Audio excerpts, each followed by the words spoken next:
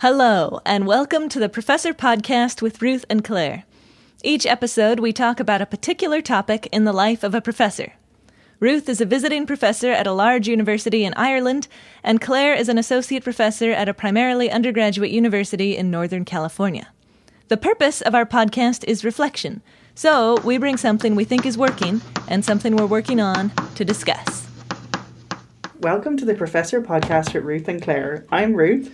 And I'm Claire, and today we're talking about Sage on the Stage. But first, Ruth, how was your week? My week was great. So I don't know if I brought this up on here before, but I guess seasons are different. Certainly when I was growing up, they were different. So 1st of February was actually the beginning of spring. This is in Ireland. Yeah. Okay. And then I was like super baffled when I was living in America and people were referring to the start of spring. Like some people it's the 1st of March and some people are like the spring equinox. And so I was just very confused and it took me... And I was like, did I misremember? Anyway, so the 1st of spring here is St. Bridget's Day. Okay. I'm a big fan of St. Bridget. But it's weird being here now. I get it. Like it makes sense physically that it's spring here. Like stuff is happening.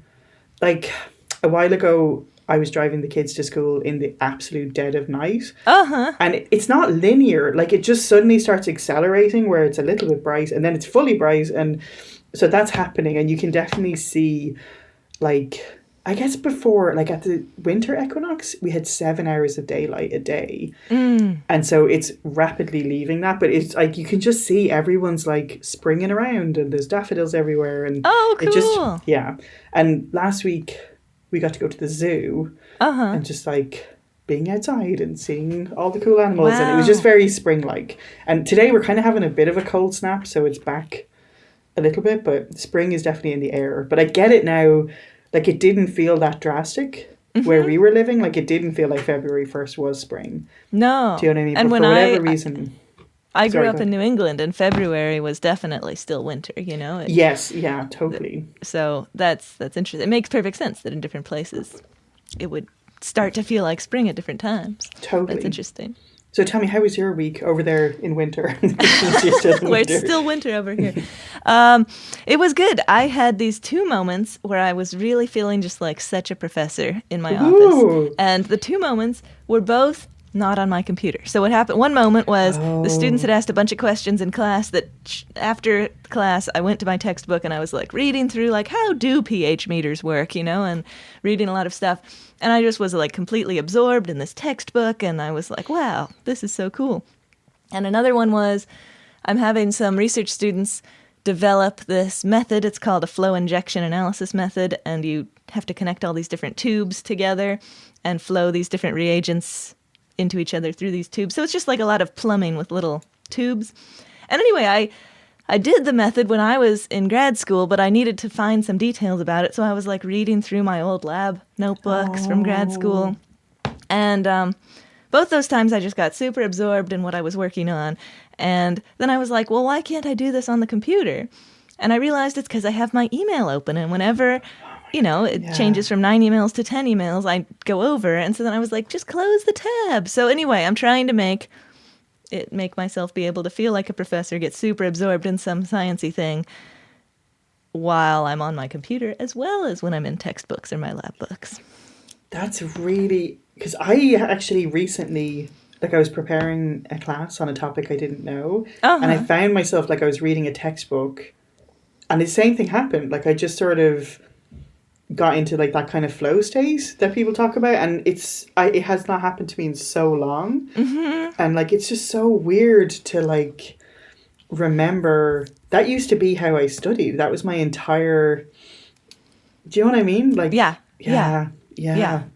I just need to turn off the computer more. And like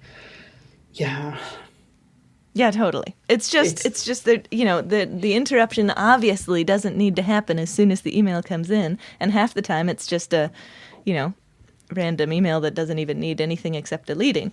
So it just reminded me that actually just having that email tab open, very distracting. Well, can I tell you, sorry, just to jump on what you're doing, like I'm just making a rod for my own back, right? Because I'm always like, oh, why don't students just know to wait? Like, but then I I've had students emailing me and then I reply and they're like, oh, I didn't expect such a quick reply. Uh-huh. But they will next time because I'm Right. like, you know what I mean? And so I'm like, why am I...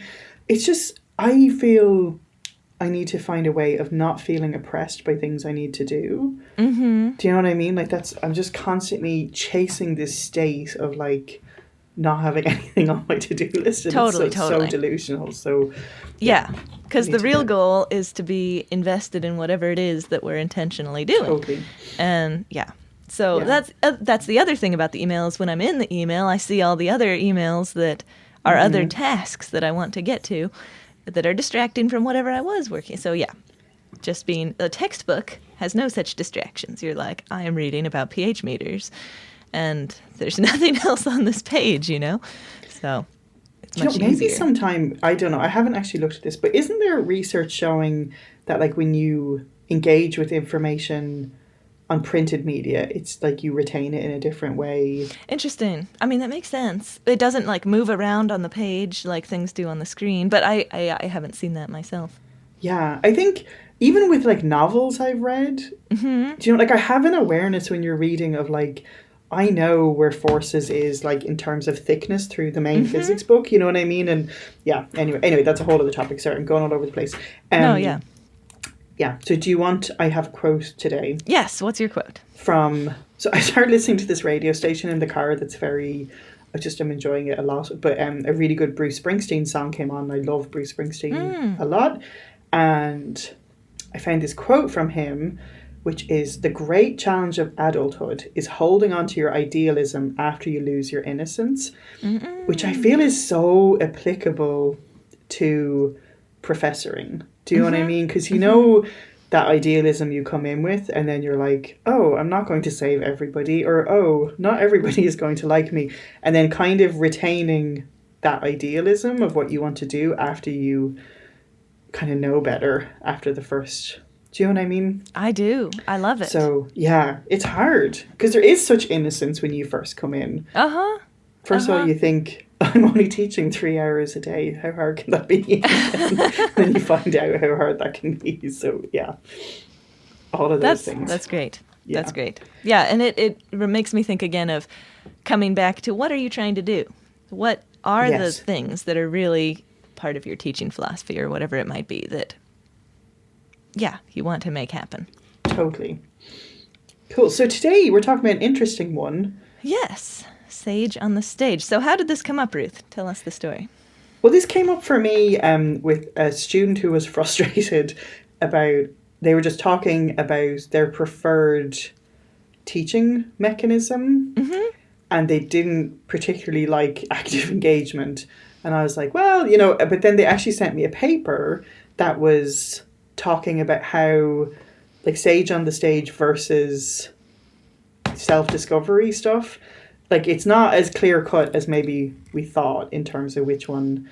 Better is a weird word to use, do you know what I mean? But sure. Which one and I think the thing for me is I have a lot of anxiety and guilt that I do sage on the stage sometimes. By sage on the stage, I mean I'm just standing at the front of the room delivering information rather than constructing exercises where students sort of discover the things themselves. Is that what you would say about it? Totally. Yeah. I think there's a lot of momentum towards more student activated, active learning kind of things in the classroom. And I know what you mean. Like I do still have a fair number of times where I'm being the sage on the stage and I'm presenting material, and I really do value that and find it effective, but I do sometimes wonder, am I just holding on to this antiquated thing that we now know is not the most effective way? So this article that your student sent is called, the title is, Back from Guide on the Stage to Sage on the Stage, Effects of Teacher-Guided and Student-Activating Teaching Methods on Student Learning in Higher Education. And they found, lots of people do lots of studies on teaching things, but this one they found that the teacher-guided methods, where you are more sage on the stage, increases cognitive involvement more than the student-activated methods do, which led to a final interest level that was higher and more the students had a better understanding of the core competencies and their own self-assessment. They thought they'd learned more. So anyway, this was just an example that there is some discussion out there of maybe sometimes sage on the stage is better. It's not like super clean cut. And so this is from the University of Kassel, Germany, Elizabeth Fischer and Martin Hans. Anyway, my quick summary. Yeah, I just love the phrase stage on a stage. I was imagining like you're in a toga, it's ancient Greeks, you're like coming in to share your wisdom. So yeah.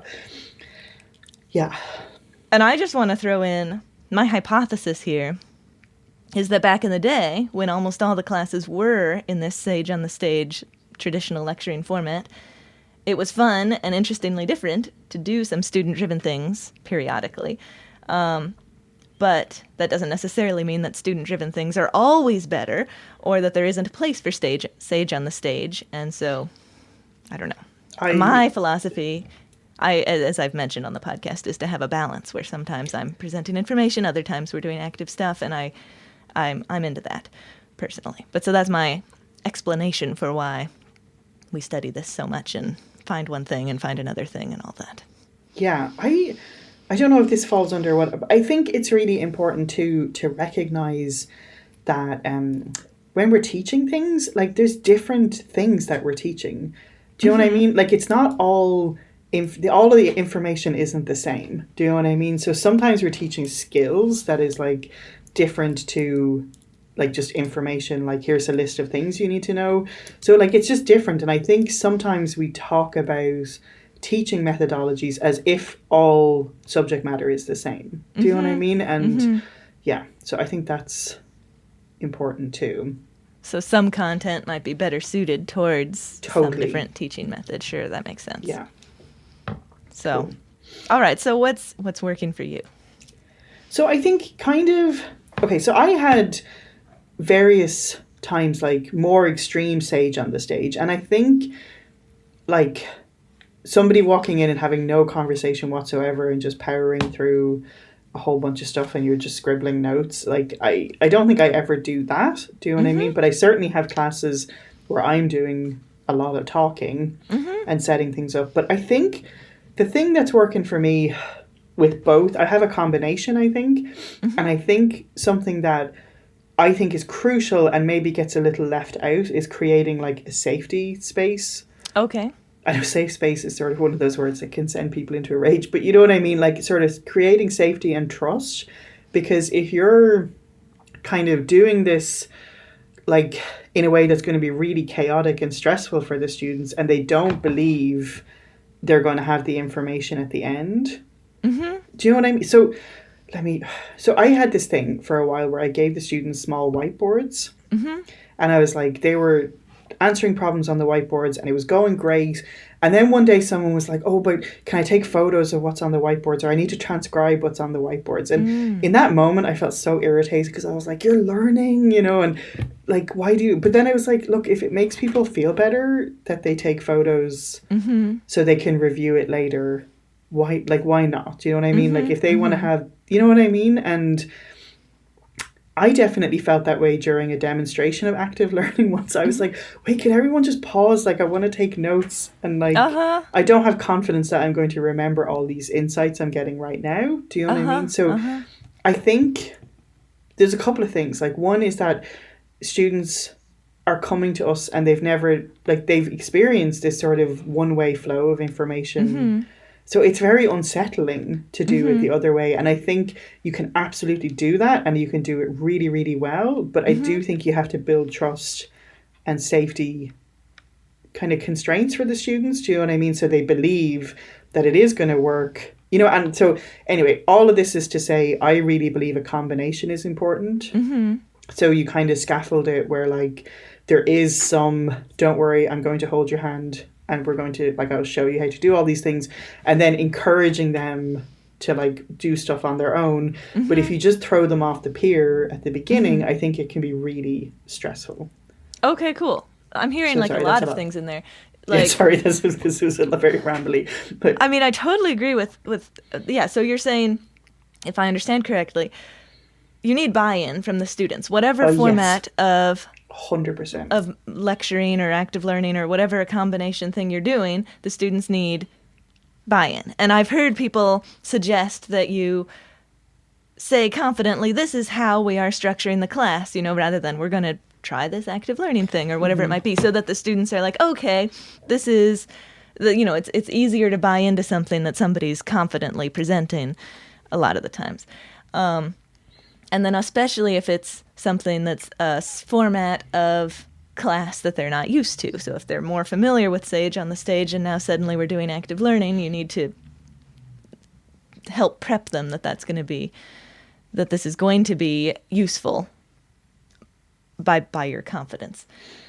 And then you're also talking about, let's see, what else are you also talking about? So many things. So many things. But I think if you're going to be relying on peer interactions too, you have to have a safety, as in you're not going to be in a group of people who are going to make you feel stupid all the time. Oh yeah. Do you know what I mean? So I think there has to be a lot of work into norm building and being mindful of God, that person is absolutely just getting picked on by their group or whatever, and just making sure that you're paying attention to that, if you're kind of going to rely on that as a mechanism for learning. Yeah. So safety in terms of working on the groups, if they are doing group work, so that they the groups work as well as possible, or keeping an eye if there's some problematic group rearranging. And then you also mentioned safety in terms of the students being confident that in the end they're going to leave the class having the information that they need, whether they took notes along the way or whether, I don't know, however it is that they need to have the information that they need. I think that's really insightful. Yeah, and I think a lot of these things will come naturally by doing the same format over and over again, so students get in the flow and they know when they need to write things down and when they don't and all that. Yeah, sorry, what were you saying? No, that's perfect. And I had one last thing written down for something that's working, and it's something that works when I do it, and when I forget to do it, I realize I should have done it, which is saying that really trying to highlight to the students, not everything is for you. Do you know what I mean? So just because this thing is not working for you and it's not your method of learning, there's plenty of times where we'll be doing other stuff that will be your method. But I think anytime I've done that very deliberately, it has gotten rid of a little bit of people being like, I hate group work. And you're like, I know. And that's why you have solo homework and solo tests and, all of these things. So I think that has been helpful to me to actively point out, you'll have your moment. Something will come along that is your cup of tea, but not everything has to be. And maybe also it might be someone else's cup of tea, and that's why we have all these different things, so that, totally. Yeah, exactly. I found that effective as well. Okay, so tell me about you. What is working for you? Well, this article, it's working for me to see an example that the Sage on the Stage technique is not just antiquated, and it can be effective, because I really feel that way. That's such a good word, because it does. It feels like you're just so... they got you out of the dusty cupboard because you're just antiquated. Yeah, totally. I don't just want to hold on to some ineffective past thing that we all know doesn't work now, which is sometimes how it feels when everybody else is flipping their classes or doing entirely active learning things. And I think all of that is awesome, but I think we all need to do the best we can do. Yeah. What works best for me might not work best for someone else, and anyway, I really do think that the traditional lecture, Sage on the Stage, has its place, and that's why it's been around for so long. And a lot of the active learning things, I think, are complementary to that. You need to see the material, and then you need to practice with it and learn it and make sure you interact with it yourself. And that can be in the class, or it can be your own working at home on problem sets. It can be that in the example of a flipped classroom, maybe you get the lecture in a video, but then you do the interacting in class. In my class, we're going to have some Sage on the Stage lecture stuff where you get the material, and we're also going to have some time where you practice with it, but hopefully you practice with it as well at home. So anyway, I think they all, there has to be some moment of material, and there has to be some moment of interacting with the material, and we can all go about that in different ways. But I am just glad that there are some other people out there finding that lectures are effective, you know? I know, I think it's huge because I feel like really most people I know have some element of sage on the stage, and then most people I know feel kind of bad about that because they think they Right. shouldn't. And so I think with all of these things, you can do it well or you can do it badly, Exactly. you know? And I think the same, like, not someone I know, I've seen so many people do phenomenal things with flipped classrooms. Right. And then some, like, people who I sort of knew peripherally not very well, but they were just like, nope, tough. Like, the students were in great distress. They did not like the experience. They didn't know if it was going to work. Like, and the person was just like, no, I recorded the video, so that's the end of it, you know? And I think that, I think we have to not always assume that students are just lazy and awful. And if they are really complaining about something, maybe there's a way. And like this whole thing of like, well, this is good medicine for you, even if you hate it, is not necessarily, you know, like even if we did factually believe that it was better to do self-discovery with no instruction, I still don't know if we should enforce that to the like distress of students, you know what I mean? But I do think Totally. Yeah, and I think, I mean, it kind of comes back to what you were saying earlier of explaining to the students, maybe this part isn't your cup of tea, but maybe this part is. If in this example where self-discovery, for sure, we're 100% committed to only doing self-discovery, maybe we can explain the benefits that we're seeing to this and help them get on board. Yes, I know it's challenging in XYZ ways. Here's why we're doing it. I think it'll be really effective in the end. Maybe that would help get the buy-in. totally. Yeah. Another thing, you're talking about how some people do flipped classrooms excellently, and but that doesn't mean that flipped classrooms are always perfect. And it reminded me, I wrote down this quote from the article that I just really appreciated that said, "Teaching effectiveness will always depend on the concrete implementation of any instructional approach. It is the appropriateness and quality of the realization of a method that is ultimately decisive." And so, you can do all kinds of ways of teaching excellently, but that doesn't mean that all kinds of teaching are inherently excellent, you know? Absolutely. And I think when I've read research about like real guided, like self-guided inquiry and all of those things, it's so detailed and nuanced that like I think sometimes we hear a vague idea of something. Like, did I ever tell you, you know, the think, pair, share questions? So You have them think with a partner, discuss, and then share the... I didn't know any of that. I was like, ooh, voting questions, sweet. And like, that's what I did. Like, I used them I did not like use the method. Do you know what I mean? And like, when I actually did a workshop on it, I was like, oh, like I have not been using these. I just used them as a quiz check-in thing, which had some benefit. But when I actually heard what they were designed to do, like you said, like you think, you answer, and then if like a certain percentage of them get it wrong, then they pair up and then they discuss and you re-vote. Like I was not doing any of that stuff. So that was like an example of something, like I got the vague gist of it, but not the actual like nuance of why it really worked or what was the important thing that was happening in there. And so, yeah, I wasn't applying it correctly at all. So I think some of this stuff, some of the nuance is a bit lost. Yeah. Do you know what I mean? So you could have come up with your own whole new thing that worked really well, your version of Think, Pair, Share that was awesome in some other way, but you weren't actually doing the Think, Pair, Share thing that somebody else had developed. And totally. And I was doing it because I was like, well, we have to have voting questions, right? But I didn't really think about why it was, you know what I mean? So it was just sometimes, like you said, like the newfangled thing isn't necessarily better, and sometimes there's subtleties to it that like you need to know for it to be effective. So yeah. And I think we're often studying the newfangled thing, which is great. We should study the newfangled thing, but we should remember that the old fangled thing could be. Is that what we're calling studying? ourselves? The old fangled things. But yeah. And I think, anyway, so so will I tell you what I'm working on? Yeah, what are you working on? So then it's like there's this spectrum, right? Where like I think I'm never going to do either one 100%. Do you know what I mean? So where on the spectrum do I want to land? And I think Recently I had an interaction with a student where I have like recorded lectures for this course because these are people who are working full time, and then we meet once a week live on Zoom. And the person was just like, no, like, I do not want to do these tutorial problems. I want to watch you do problems. You know, and I was like, yeah, no, like, that's where I don't want to do Sage on the Stage. Like, I've already done quite a few examples in the recorded lectures, and, you know, and we had a good interaction where I was like, please just try this. I've designed these problems so they're supposed to, like, build up.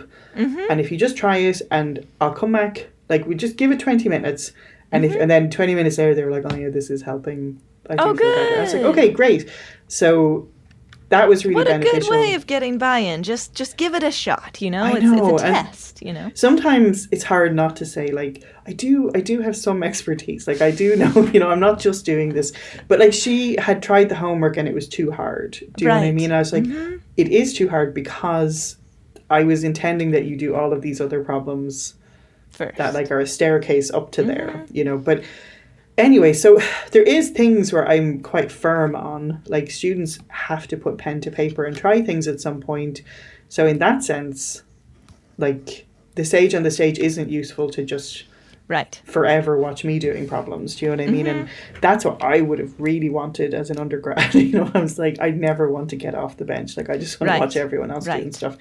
But so I think I have that, but then it just is finding, you know, sometimes there's other things that come into it rather than what I believe is the best thing. So there's like, you have to cover this amount of content. So I don't have time because active learning stuff takes a lot of time. And so it's just like this balancing act of like, okay, you've cut out X amount of material, but how much can you get away with?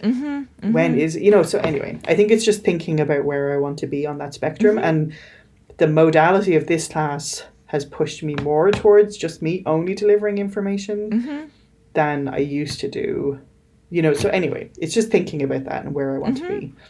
Now that you've been pushed more towards Sage on the Stage rather than active learning, do you think you went too far that way? Or, like, how do you feel about the balance at this point? I think, like, I just wish I had more time. Do you know what I mean? So, like, I definitely feel like, so when I was teaching a physics class where we were, sometimes I can't remember if we said where we were. We so can I'm say always where like, we are. that mysterious location that nobody Northern knows. California. At that place in Northern California that we were, like, I had so many contact hours a week. Like, I had 2 lectures, 3 hours of lab, and 2 hours of activity. Just so for that one class, I was so much time. So, like, if a lab was short, you could use an hour to do think, pair, share questions. Or, you know, there was just so much more time. And then this is like, we meet once a week for 2 hours. I see. And that is much shorter. Yeah, so it definitely changes stuff. Yeah. And this is fine too, for sure. But it's just, So it's kind of finding where I want to land. Yeah, that makes perfect sense. And I can see that you might land in different places depending on how much class time you have with the students. Right, and this is a very different demographic because they've all got degrees and teaching credentials, so they're different, and they're very time poor, so they're like, no, just tell me what I need to know, you know, like, so it's different. But yeah, what about you? Well, I'm working on, and I think this is an indefinite thing, just optimizing the Sage on the Stage technique. And like you, I don't think I ever just stand there and just blast out information and walk out the door. You know, like we're even when I'm considering it a full-on lecture, there's interaction. The students think about things and supply information, and we have some back and forths. So I'm trying to optimize that. And one thing that I ran across recently that my grandma sent me, which was so awesome, is this math professor at MIT who did the open lecture thing where you can watch his lectures, Gilbert Strang. And I watched an interview where he talked about his approach for teaching, and one of the things he talked about was, while in the lecture, presenting the material, thinking the concepts through all over again with the students while lecturing. And he says that was really crucial to make sure that he spent enough time on it and gave the students time to think about it while we were going through it. And I just really loved that concept that by thinking it through all over again, like trying to start from how are you understanding this from the beginning, then that's going to make sure that there's enough time. And he was saying if he doesn't think it through, then he's probably going too fast, you know? That's so... Okay, so I told you about the Think, Pair, Share workshop I attended. And one of the biggest things they said was to stop, look at the slides and read the question in your head. And then you're giving the students enough time. And I was never giving anybody enough time before that. And then another thing, when you're saying that, like, it feels like over here the norm is much more to use PowerPoint slides, but I still can't, like, I have to do it that I'm writing out the equations of solving a problem. And I think it's that thing, because then if I'm like writing and saying stuff as I'm writing, I feel like I am going, probably maybe not totally slow enough, but I'm giving them enough digestion time to follow along. But if I was just reading out the equations, I definitely would not be doing that. Yeah, So exactly. that's Because when super I see a graph that I've specifically put in this class and taught about 100 times, I know the key takeaways that I want you to see from the graph instantly. And that's really not helpful when I'm trying to convey the information. Oh man, you're kind of blowing my mind. Even with the graph, because sometimes, like, and I don't do this, but it might, if you're like, and here on this axis, there's this. Exactly. And, this, and like stuff that, like... Let's start from the beginning. Here we have a plot. Y-axis is this. X-axis is this. Okay. We're all oriented now. Yeah, totally. Yeah. So. Okay, I love that. That's really helpful. I'll include a link to an example from Gilbert Strang in the show notes. Because I just found it so interesting to hear him talk about it.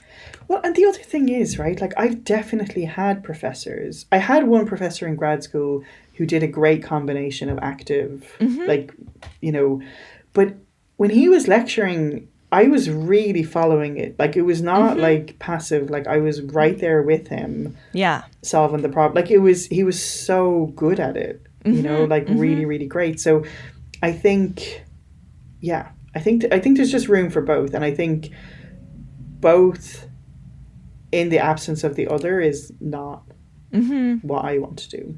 Yeah. And I think probably there are people who can do the ends of the spectrum effectively, but generally I tend towards somewhere in the middle. Well, like I did do an active learning class at a workshop, and the guy who was running it, like, was just amazing, but he was like booming, like, voice game show host, do you know, and he could keep us all on, like, but I just don't think I have that management like abilities, do you know what I mean? Totally. Yeah. Even yesterday I was doing a lab and I was like trying to get people's attention, and I was like like, and eventually I just had to ask someone, like, can you make a loud noise, because I can't do that. So yeah, just an example. Yeah, exactly. I mean, that just goes to show that you can't just take someone else's approach and apply it. Everyone needs to find one that works for them. So totally. Well, thanks so much. I think this is super interesting to push back is a strong word, but I think for all those people who have the sage on the stage shame, don't have shame. It's fine. We're all we're doing our best. Totally. And it may not be that we're, because I think there's, like you said, the old fogies, like, there's some idea that I'm just too lazy to figure out how to do the other thing, but maybe not. Maybe we're doing it well and the way we want to do it. Cool. Thanks, Claire. Thanks, Ruth. Thanks so much for joining us on the Professor Podcast with Ruth and Claire. We're delighted to have you as a listener, and we would love to hear from you. And if you want to email us, our address is contactprofessorpodcast@gmail.com. We'd love to hear any of your suggestions for future shows, or professor quotes that you might want to share with us, or even just things that have come up for you when you were listening to previous episodes. And if you've been enjoying the podcast, we would love if you would spread the word. So the best way to spread word is by telling people you know, if you think they should listen to it, or you can leave us a review wherever you listen to your podcasts. Thanks so much for joining us, and we'll see you next time.